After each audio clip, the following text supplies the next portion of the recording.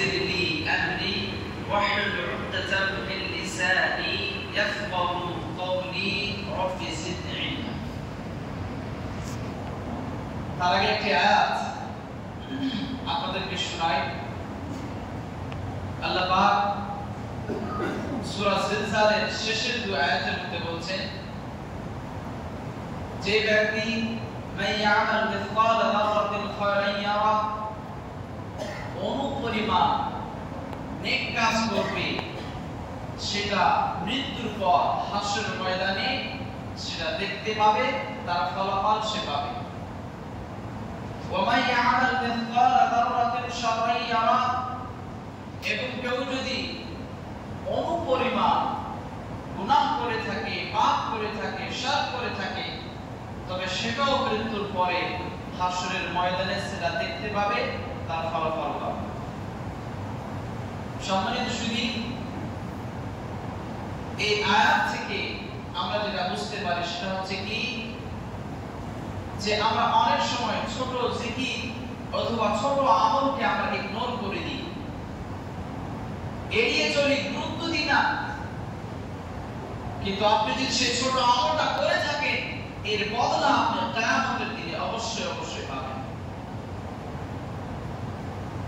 আয়েশা রাদিয়াল্লাহু তাআলা আনহা সামান্য একটা আঙ্গুর সাদকা করছেন একজন অসহায় গরিবকে দিচ্ছেন সাহাবায়ে কেরামরা দেখে জিজ্ঞেস করলেন ইয়া আয়েশা রাদিয়াল্লাহু তাআলা আনহা আপনি সামান্য একটা আঙ্গুর সাদকা করছেন আয়েশা রাদিয়াল্লাহু তাআলা আনহা বললেন এটা অনুর চাইতেও বড় এটা দারবার চাইতেও বড় অর্থাৎ সাহাবায়ে কেরাম এটাকে একটু ছোট মনে করলেন যে সামান্য একটা আঙ্গুর আয়েশা রাদিয়াল্লাহু তাআলা আনহা বলতে চাইছেন যে সামান্য ছোট একটা আঙ্গুরও এর প্রতিদান আল্লাহর কাছে পাওয়া যাবে এটা এমনটা নয় যে ছোট একটা সাদকা এটার কোনো প্রতিদান নেই এমনকি মুহাম্মদ সাল্লাল্লাহু আলাইহি ওয়াসাল্লাম বলেন যে যখন তোমরা নিজের প্রতিবেশীকে খাবার পাঠাবে যদি ঘুর বেঁচে থাকে সেই ঘুরটা পাছাতে গিয়ে তোমরা ইতস্তবোধ মনে করিও না লজ্জাবোধ মনে করিও না ছোট মনে করিও না তার মানে পাড়া প্রতিবেশীকে হাদিয়া দিতে গিয়ে যদি বিশেষ করে গরিব অসহায় থাকে বেওয়া আছে ঠিকমতো খেতে পায় না যদি আপনার কাছে এক লোকমা খাবার থাকে একটা বিস্কিট অবশিষ্ট থাকে সেটাও পাঠাতে আপনি কখনোই পিছপা হবেন না পক্ষান্তরে গুনাহ এবং পাপ মুহাম্মদ সাল্লাল্লাহু আলাইহি ওয়াসাল্লাম বলেন যে তোমরা অনেক সময় ছোট গুনাহগুলোকে করে ফেলো মনে করো এটা তো ছোট গুনাহ মুহাম্মদ সাল্লাল্লাহু আলাইহি ওয়াসাল্লাম বলেন মনে রাখো এই ছোট কোনো বিষয়ে তোমাদেরকে জিজ্ঞাসাবাদ করা হবে তোমাদেরকে প্রশ্ন করা হবে এমনকি এই ছোট গুনাহগুলো তোমাদের উপরে জমা হয়ে একত্রিত হয়ে তোমাদেরকে ধ্বংস করে দেবে সমস্ত কথা সারমর্ম যে আপনি যতই ছোট আমল করেন ভালো কাজ থাকলে আপনি তার প্রতিদান পাবেন তার সওয়াব পাবেন এবং যতই ছোট গুনাহ করে থাকেন সেটাও আপনার লেখা থাকে তারও ফলাফল আপনাকে দেখানো হবে না অতএব ছোট থেকে ছোট গুনাহ থেকে বাঁচার চেষ্টা করবেন এবং যত ছোট এবং সহজ আমল হোক সেটাকে করার চেষ্টা করবেন এমন কিছু সহজ আমল যা অনেক নেকি বা উপকার রয়েছে এই বিষয়ে কয়েকটা হাদিস আমাদের শোনাই একটু মন দিয়ে শুনবেন এই হাদিসটি রয়েছে মুসনাদ আহমদের 8012 নম্বর হাদিস قال النبي صلى الله عليه وسلم من قال الحمد لله رب العالمين كتبت له 30 حسنه وحطت عنه 30 سيئه যে ব্যক্তি আলহামদুলিল্লাহ রাব্বিল আলামিন একটা আয়াত পাঠ করলো তবে তার 30টি নেকি তার খাতাতে লেখা হয় এবং 30টি গুনাহ তার খাতা থেকে মিটিয়ে দাও কত সহজ আমল যদি আমি একটা বাচ্চাকে জিজ্ঞেস করি বলো তো সূরা ফাতিহা না হলেও সেই প্রথম আয়াতটা বলতে পারবে আলহামদুলিল্লাহ রাব্বিল আলামিন আপনাদের সবার এই আয়াতটা মুখস্থ আছে এই সূরাটি মুখস্থ আছে এই সূরা না হলে আপনার নামাজ কবুল হবে না আপনি দোকানে বসে আছেন বাড়িতে বসে আছেন বাসে বসে আলহামদুলিল্লাহ রাব্বিল আলামিন, এই যে 2 থেকে 3 সেকেন্ড এর নেকি করব, এই 30 টা নেকি আপনার খাতাতে লেখা হবে এবং 30 টা গুনাহ আপনার খাতা থেকে মিটিয়ে দেওয়া হবে। অতএব ফাঁকা সময় মোবাইলে ফোনে ভিডিও না দেখে, গেম না খেলে, নিজের ক্যারিয়ারকে নিয়ে, নিজের পরিবার আহলে আয়ালকে নিয়ে চিন্তা না করে আপনি এই জিকিরগুলো করবেন। অবশ্যই প্ল্যানিং করবেন, হালাল কিভাবে রোজগার করা যায় এটাও আপনি প্ল্যানিং করবেন, কিন্তু খালি সময়ে বাজে চিন্তা ভাবনা এবং বাজে অনর্থকর কাজে কর্মে ব্যয় না করে আপনি আলহামদুলিল্লাহ রাব্বিল আলামিন করবেন অথবা অন্যান্য জিকির করবেন। এই ব্যাপারে ইবনে তাইমিয়া রাহিমাহুল্লাহ বলেন যে আয-যিকরু আফদাল মিন আস-সুকুত বিলা কিরাআতিন ওয়ালা দুআ ওয়ালা যিকর। চুপ থাকার চাইতে, যেখানে কোরআন তেলাওয়াত করা হয় না, মনে মনে জিকির করা হয় না, দোয়া করা হয় না, এই রকম চুপ থাকার চাইতে জিকির করা হচ্ছে উত্তম। তার কারণ কেন তিনি এই কথাটা বললেন? তবে এই কথাটাকে আরো পরিষ্কার ভাবে বলতে গেলে এভাবে বলতে পারা যায় যে বা যারা জিকির আজকার করে না, ফাঁকা সময়ে দোকানে বাড়িতে চালে বসে আছে, শুধু চিন্তা ভাবনা করছে, কোনো মুখে দোয়া নেই, জিকির নেই, কোরআন তেলাওয়াত নেই, তাহলে এর কয়েকটি ক্ষতি রয়েছে। প্রথম নম্বর ক্ষতি হচ্ছে যে সে শয়তান তার ওয়াসওয়াসার দরজা খুলে দিল। বা ইয়াফতাহু লাহু শয়তান বাবুল ওয়াসওয়াসা, বাবুল ওয়াসওয়াসা, শয়তান এই ব্যক্তির জন্য ওয়াসওয়াসার দরজাকে খুলে দেয়। সে নিজের ক্যারিয়ারকে নিয়ে চিন্তিত হবে, সে নিজের ছেলে বাচ্চা ইত্যাদিকে নিয়ে চিন্তিত হবে। এমন সময় চিন্তা করতে করতে সে ডিপ্রেশনের অসুখে ভুক্ত হয়ে যাবে, বিষণ্ণতায় চলে যাবে। তার শরীরে কোনো অসুখ নেই, মৌন রোগ যাকে বলছে, ডাক্তারকে দেখা যাচ্ছে শরীর দিনের পর দিন শুকিয়ে যাচ্ছে, খাবার রুচি হচ্ছে না, ঠিকমতো ঘুম হচ্ছে না। কারণ কি? সে বেশি বেশি চিন্তা করছে, বেশি বেশি জিকির না করার কারণে। তো আপনি ফাঁকা সময় যখন বেশি বেশি চিন্তা করবেন, আপনার মুখে জিকির থাকবে না, আপনার এই বিষণ্ণতা, এই ডিপ্রেশনের অসুখ আপনার বেড়ে যাবে। দ্বিতীয় ক্ষতি সময় নষ্ট হলো। তৃতীয় ক্ষতি আল্লাহর ভালোবাসা থেকে আপনি দূরে থাকলেন। পক্ষান্তরে যে বাজারা এই খালি সময়ে বাজে চিন্তা ভাবনা না করে সে যদি মনে মনে জিকির করতে পারে, আলহামদুলিল্লাহ রাব্বিল আলামিন, সুবহানাল্লাহি ওয়া বিহামদিহি, প্রথম উপকার তার এই সময়টা নষ্ট হলো না, সে নেকি বড়। দ্বিতীয় উপকার, সে আল্লাহর ভালোবাসা পেল, আল্লাহর কাছে আসতে শিখলো। তৃতীয় বড় উপকার, সে এই ডিপ্রেশনের অসুখে বিষণ্ণতায় আর ভুগবে না, তার মনে একটা শান্তি থাকবে। তাই সামান্য একটা জিকির আলহামদুলিল্লাহ রাব্বিল আলামিন এর অনেকগুলো উপকার রয়েছে। এই মতো দ্বিতীয় অতি সহজ আমল যে আপনি বাড়িতে ঢোকার সময় বিসমিল্লাহ বলবেন। সহজ আমল। ইসলামের বিধান হচ্ছে আপনি যখনই বাড়িতে প্রবেশ করবেন, আসসালামু আলাইকুম ওয়া রাহমাতুল্লাহি ওয়া বারাকাতুহু, দরজাতে ঢোকার আগে, বাড়ি মারার আগে আপনি আসসালামু আলাইকুম ওয়া রাহমাতুল্লাহি ওয়া বারাকাতুহু সালাম প্রদান করেন এবং বাড়িতে যে ঢোকার দোয়া অন্তত বিসমিল্লাহ এই বাক্যটা আপনি অবশ্যই করবেন। এই বিসমিল্লাহ কতটা উপকার একটা হাদিস আপনাকে শোনাই। এই হাদিসটি রয়েছে মুসলিম শরীফে 2018 নম্বর হাদিস। قال النبي صلى الله عليه وسلم إذا دخل الرجل بيته وقال بسم الله عند دخوله وطعامه قال الشيطان لا مبيت لكم ولا عشاء। যখন কোনো ব্যক্তি বাড়িতে প্রবেশ করার সময় আল্লাহর নাম নিয়ে প্রবেশ করে, ভালো করে শুনেন এই হাদিসগুলো এবং মাথায় রাখেন এবং আমল করার চেষ্টা করেন যে বিসমিল্লাহ বলে কতটা উপকার রয়েছে, নেকি রয়েছে। যে ব্যক্তি বাড়িতে ঢোকার আগে বিসমিল্লাহ বলল এবং খাবার সময় বিসমিল্লাহ বলল, শয়তান বলে, অন্যান্য শয়তানদের দিকে আওয়াজ দিয়ে কি বলে, লা মাবিতা লাকুম ওয়ালা আশা, এখানে তোমাদের থাকার জায়গা নেই, এখানে তোমাদের ডিনার করার জায়গা নেই, রাতে খাওয়ার জায়গা নেই, এখান থেকে বেরিয়ে পড়ো।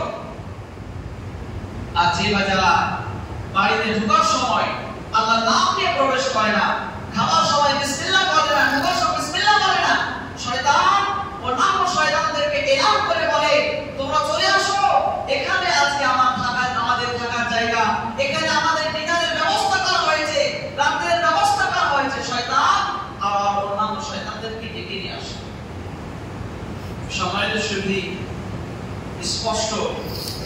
বিসমিল্লাহ বলে আপনার কি উপকার হচ্ছে, যে বিসমিল্লাহ বললে এত সহজ আমল, আপনি চাইলে মনে মনে বলতে পারেন। ঢোকার সময় বিসমিল্লাহ আপনি মনে মনে বলেন।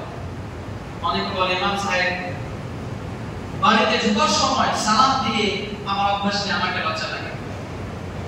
বিসমিল্লাহ জোরে বলতে পারি না, আমাকে লজ্জা লাগে। যদি ওটা ঠিক নয়, তবু আপনাকে বলছি সহজ হবে। আপনি সালাম দিতে পারছেন না জোরভাবে, অন্তত আপনি মনে মনে বিসমিল্লাহ বলে বাড়িতে প্রবেশ করবেন, শয়তান সে বাড়ি থেকে দূর হয়ে যাবে। আমি এর আগেও বলেছি, যে বাড়িতে কোরআন তেলাওয়াত করা হয় সে বাড়িতে শয়তান থাকে না। এরপর তো আওয়ারটি দোয়া, যে দোয়াটা বললে শয়তান আপনার বাড়িতে থাকে না, সেটা হচ্ছে বিসমিল্লাহ। শয়তান অনেক সময় স্বামী স্ত্রীর মধ্যে দ্বন্দ্ব লাগে, স্বামী স্ত্রীর মধ্যে বিচ্ছেদ করে দেয়, তালাক করে দেয়। অনেক সময় বাবা ছেলের মধ্যে শয়তান দ্বন্দ্ব লাগে, ছেলের মাথা ফাটিয়ে দেয়, হসপিটালে ভর্তি, লক্ষ কোটি টাকা খরচ হয়ে যায় এই শয়তানের কারণে। এমনকি পরিবারে ঢুকলেই, বাড়িতে প্রবেশ করলেই মনে হচ্ছে আমি আগুনের মধ্যে আছি, অশান্তির মধ্যে আছি। বাড়িতে ঢুকলেই যেন মন খারাপ হয়ে যায়, বাড়িতে ঢুকলেই যেন ভাইয়ের সঙ্গে লড়াই করতে ইচ্ছা করে, বাড়িতে ঢুকলেই স্ত্রীর সঙ্গে লড়াই করতে ইচ্ছা করে। এই যে মনোভাব আমাদের সঙ্গে ঘটছে, এর বড় একটা কারণ আপনার বাড়িতে শয়তানের বাস হয়েছে। এবং শয়তানকে দূর করতে হলে ছোট্ট অতি সহজ আমল বিসমিল্লাহ। অতএব আমি জোরে রিকোয়েস্ট করব, যে বাজারে আমার কথা স্পষ্টভাবে বুঝতে পারছেন, আপনারা বাড়িতে ঢোকার আগে না হলেও মনে মনে বিসমিল্লাহ করবেন। এই মতো আরো একটা সহজ আমল, যে আমলটা করলে অনেক নেকি এবং উপকার রয়েছে, সেটা হচ্ছে তাহিয়াতুল ওযু। সালাত তাহিয়াতুল ওযু, ওযুর পরে 2 রাকাত নামাজ পড়া। এর কতটা ফায়দা? যে বাজারে ওযু করার পরে 2 রাকাত নামাজ পড়ে, এর কতটা ফায়দা? এই হাদিস রয়েছে বুখারী শরীফে 1159 নম্বর হাদিস। قال النبي صلى الله عليه وسلم في صلاة الفجر يا بلال, মুহাম্মদ সাল্লাল্লাহু আলাইহি ওয়াসাল্লাম ফজরের নামাজে বিলালকে উদ্দেশ্য করে বলছেন, হে বিলাল, তুমি এমন কি আমল করছো যে আমি সালাত দাফানা আলাইক বাইনা ইয়াদাইয়া ফিল জান্নাহ। হে বিলাল, তুমি কি আমল করো যে মেরাজে গিয়ে আল্লাহর সঙ্গে আমি কথা বলতে, মেরাজে গিয়ে আমি দেখলাম যে আমি আমার সামনে তোমার পায়ের চলার শব্দ শুনতে পেলাম। আল্লাহ মাসাল্লাহ কি বলছেন বিলালকে, যে আমি জান্নাতে আমার সামনে তোমার চলার পায়ের শব্দ শুনতে পাচ্ছি। তুমি কি আমল করছো? মন দিয়ে শুনবেন। বিলাল রাদিয়াল্লাহু তাআলা কি বলছেন, আমার তো সেরকম কিছু আমল নেই, তবে হ্যাঁ একটা আমল, আমি যখন ওযু করি আমি তাহিয়াতুল ওযু নিয়ত করে 2 রাকাত নামাজ পড়ি। আমরা অনেক সময় দোকানে যাই, দোকানে যাওয়ার আগে নরমালি মুখ হাত ধুয়ে যাই। আপনাকে বলি, মন দিয়ে শুনেন, আপনি এমনিতে মুখ হাত ধুচ্ছেন, না হলে একবার করে আপনি হাত ধুবেন, একবার করে কুলি করবেন, একবার করে চেহারা ধুবেন, একবার করে হাত ধুবেন, একবার করে পা ধুবেন, সংক্ষিপ্ত ওযু। তারপরে 2 রাকাত নামাজ পড়ে আপনি দোকানে যাবেন। এর উপকার কত, যে আপনি জান্নাত পেয়ে যাবেন। অনেক সময় বাজারে যাই, কোনো বাড়ি যাই, অনেকে নরমালি বাড়ি থেকে বের হওয়ার সময় আমার মুখ হাত ধুয়ে সংক্ষিপ্তভাবে একবার করে আপনি ওযু করে 2 রাকাত পরে আপনি যদি বের হন, মসজিদে ঢোকার সময় তাহিয়াতুল ওযু 2 রাকাত পড়ার সময় থাকলে আপনি জান্নাত পাবেন। অতএব অতি সহজ সংক্ষিপ্ত আমল, কিন্তু এর বদলে আপনি জান্নাত পেয়ে যাবেন ইনশাআল্লাহ। এই মতো আরেকটি আমল সহজ, যে আপনি যদি এশার নামাজের পরে 4 রাকাত নামাজ পড়তে পারেন। মুসান্নাফে ইবনে আবি শাইবা 2 নম্বর খণ্ডের 127 নম্বর হাদিস বা পৃষ্ঠা, মুহাম্মদ সাল্লাল্লাহু আলাইহি ওয়াসাল্লাম বলেন, কেউ যদি এশার নামাজের পরে 4 রাকাত নামাজ পড়তে পারে, তাহলে কুননা কা কদরে ইন্না মিন লাইলাতুল কদর, তাহলে তার নেকি হবে লাইলাতুল কদরের সমপরিমাণ। মন দিয়ে শুনবেন, শাহুল আল-বানী রাহিমাহুল্লাহ এই হাদিসটিকে সহিহ বলেছেন, যে কেউ যদি এশার নামাজের পরে 4 রাকাত পড়তে পারে, তাহলে লাইলাতুল কদরের সমান সে নেকি পাবে।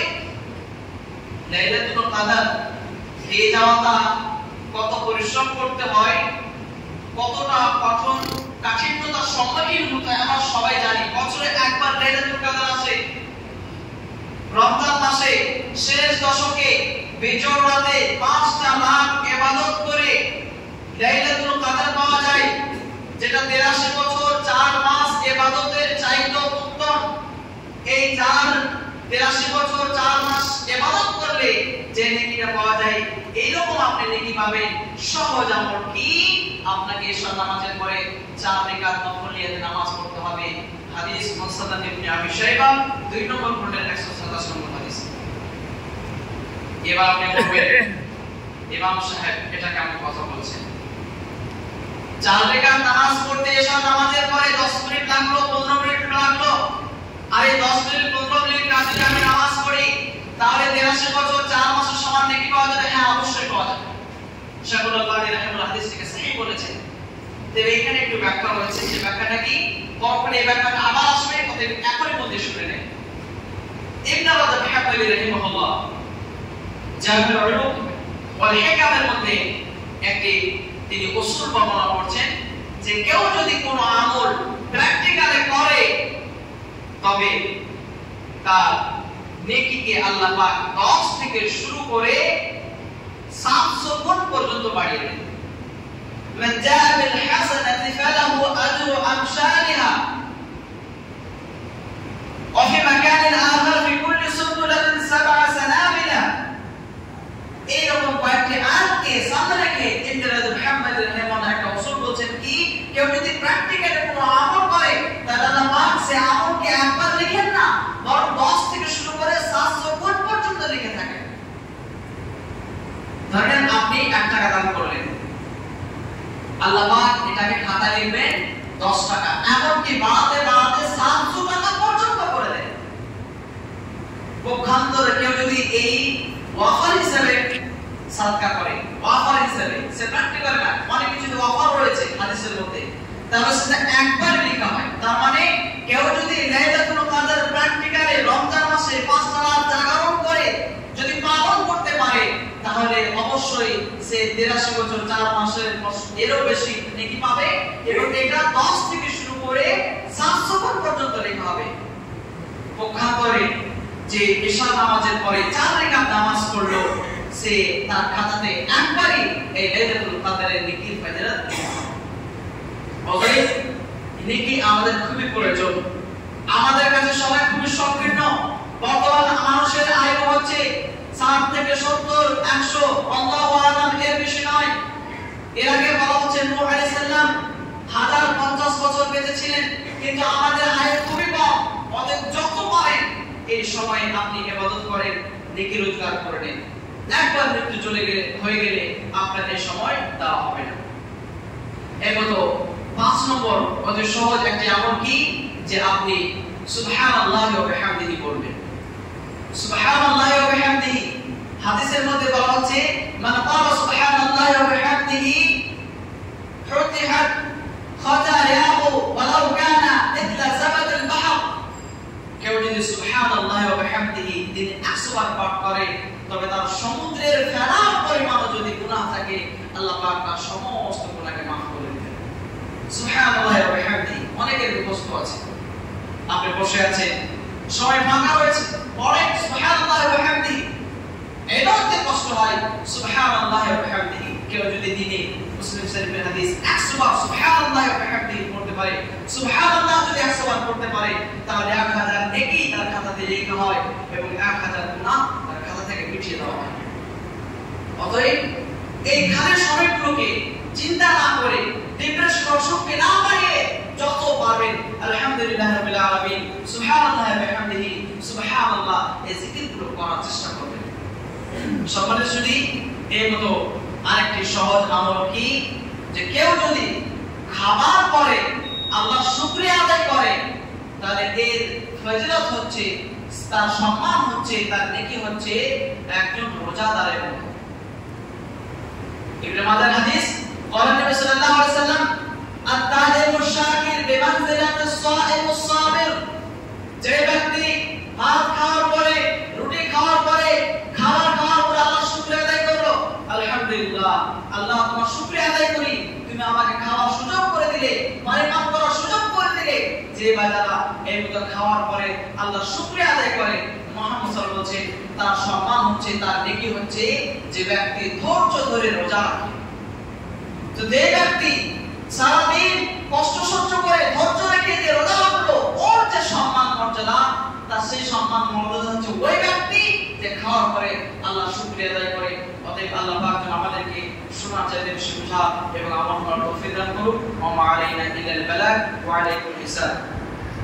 আরেকটি বিষয়, আপনারা অনেকে খবর দেখেছেন যে গত বুধবার রাতে পুরো বিশ্ব থেকে প্রায় 44টি দেশ থেকে 500 কাছাকাছি মানুষ 40টির মতো জাহাজ নিয়ে তারা ফিলিস্তিনের দিকে রওনা হয়েছিল ত্রাণ বিতরণে, তাদের খাবার, চিকিৎসা ইত্যাদি নিয়ে। কিন্তু এরপরেও ইসরায়েল পুরো বিশ্বকে পুরো আগুন দেখিয়ে মানুষকে হত্যার নির্মম ব্যবহারের যে হাত সেটাকে পার করে তাদেরকে বাধা দিয়েছে। এর তীব্র নিন্দা এবং প্রতিবাদ জানায়।